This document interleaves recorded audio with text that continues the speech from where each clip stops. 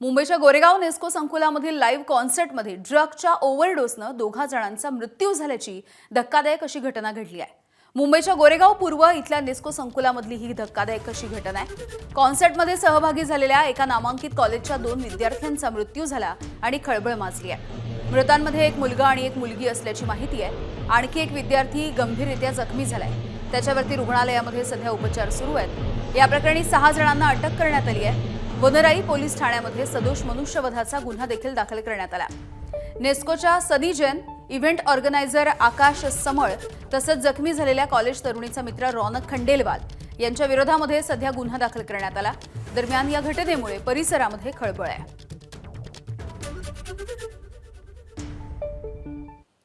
दरम्यान याच नेस्को सेंटरच्या बाहेरून आढावा घेतलाय आमच्या प्रतिनिधींनी।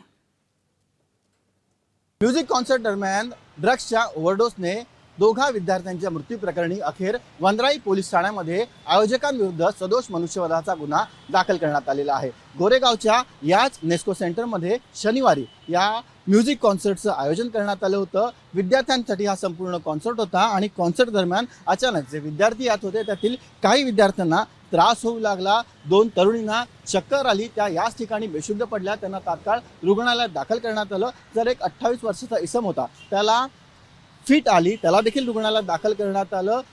त्यातील दोघांचा मृत्यू झालेला आहे, तर एका तरुणीची परिस्थिती अद्यापही गंभीर असल्याची माहिती आहे। जेव्हा या संपूर्ण प्रकरणाचा तपास करण्यात आला, नेमकं या कॉन्सर्ट दरम्यान काय झालं, तर असं समोर आलं की या कॉन्सर्टमध्ये विद्यार्थ्यांना काही पिवळ्या रंगाच्या गोळ्या देण्यात आल्या होत्या, ज्या एकस्टेसी नावाचं जे पार्टी ड्रग होतं त्याच्या या गोळ्या होत्या आणि त्याचाच त्यांना त्रास झाला। जसं ड्रग्सचा वापर या कॉन्सर्टमध्ये झाल्याचं समोर आलं, तसं पोलिसांनी तातडीने पावलं उचलत या संपूर्ण प्रकरणामध्ये सदोष मनुष्यवध त्यासह अंमली पदार्थ विरोधी कायद्याच्या कलमाअंतर्गत गुन्हा दाखल केला। जे आयोजक होते त्यांच्यावरती गुन्हा दाखल करत 3 ते 4 लोकांना आतापर्यंत अटक करण्यात आल्याची माहिती आहे। नेमकं हे ड्रग्स कसं आलं, यामध्ये नेमक्या किती विद्यार्थ्यांनी या ड्रग्सचं सेवन केलं, याचा सगळ्याचा तपास आता मुंबई पोलिसांकडून सुरू करण्यात आलेला आहे। मात्र अशा प्रकारचे जे म्युझिक कॉन्सर्ट मुंबईमध्ये होत असतात त्यामध्ये कशा प्रकारे ड्रग्सचा सर्रास वापर होतो हे आता पुन्हा एकदा सिद्ध झालंय।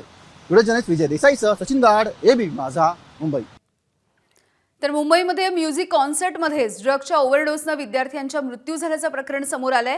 9 टाइम्स 9 म्युझिक या कॉन्सर्टमध्ये नियमांना धाब्यावर बसवल्याचा प्रकार समोर आलाय। कार्यक्रमाच्या प्रवेशद्वारावरच सावळा गोंधळ असल्याचे व्हिडिओ देखील आता व्हायरल होत आहेत। कार्यक्रमामध्ये सुरक्षेच्या अपुऱ्या उपाययोजना असल्याचं देखील समोर आलेलं आहे।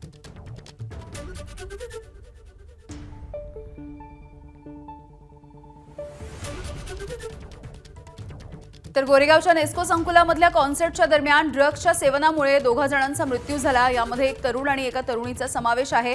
आतापर्यंत एकूण 6 जणांना अटक करण्यात आली आहे। मात्र एकूणच या कॉन्सर्टमध्ये अनेक नियमांची पायमल्ली करण्यात आल्याचं समोर येत आहे।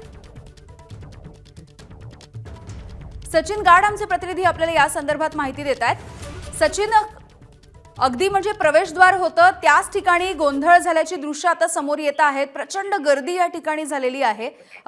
काय नवीन व्हिडिओ मधून समोर आलंय?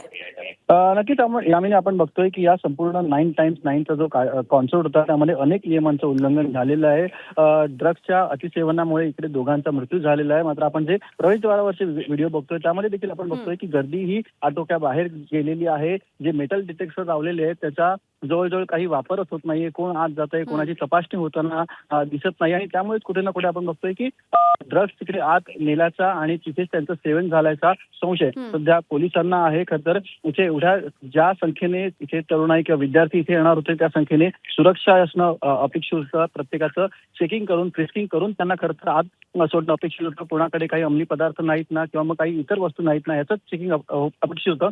मात्र तसं काहीच होताना दिसत नाहीये। पोलिसांकडे याची सगळी माहिती दिली होती का, पोलिसांची परवानगी होती का, असे अनेक प्रश्न या निमित्ताने उपस्थित होते आणि म्हणून आपण बघतो की आयोजकांवरती देखील पोलिसांनी आता गुन्हे दाखल केलेले आहेत। काही आयोजकांना अटक देखील केली आहे आणि आणखी कोण जबाबदार आहे त्यांचा सध्या पोलिसांकडून तपास चालू आहे। यामध्ये अगदी सचिन, धन्यवाद माहितीसाठी। Solid. The sound was crap. I don't know who's spreading the propaganda of Function 1 being good speakers. They're terrible. What more? Phone thefts, invalid entries at 500 rupees. Still an okayish event for the 1500 price point. Nothing to have FOMO over. Here we have another mediocre high techno event in Mumbai. 9 times 9. For starters, you get a 45-minute wait at the box office and security checks where metal detectors stop working and people just keep rushing in. If you bought a VIP ticket, congrats. There's nothing VIP about it. They should start adding a disclaimer. VIP is only a category name and does not represent its true nature. Then we have some more people barging into VIP without a ticket, jumping across the barricades. The security tried their best, but you know, as they say, India hai chalta hai. Then we have those brilliant minds who decided to have this massive AV console right in the front up close. The lasers were solid, the sound was crap. I don't know who's spreading the propaganda of Function 1 being good speakers. They're terrible. What more? Phone thefts, invalid entries at 500 rupees. Still an okayish event for the 1500 price point. Nothing to have FOMO over. Here we have another mediocre high techno event in Mumbai. 9 times 9. For starters, you get a 45-minute wait at the box office and security checks where ABP माझा उघडा डोळे बघा नीट.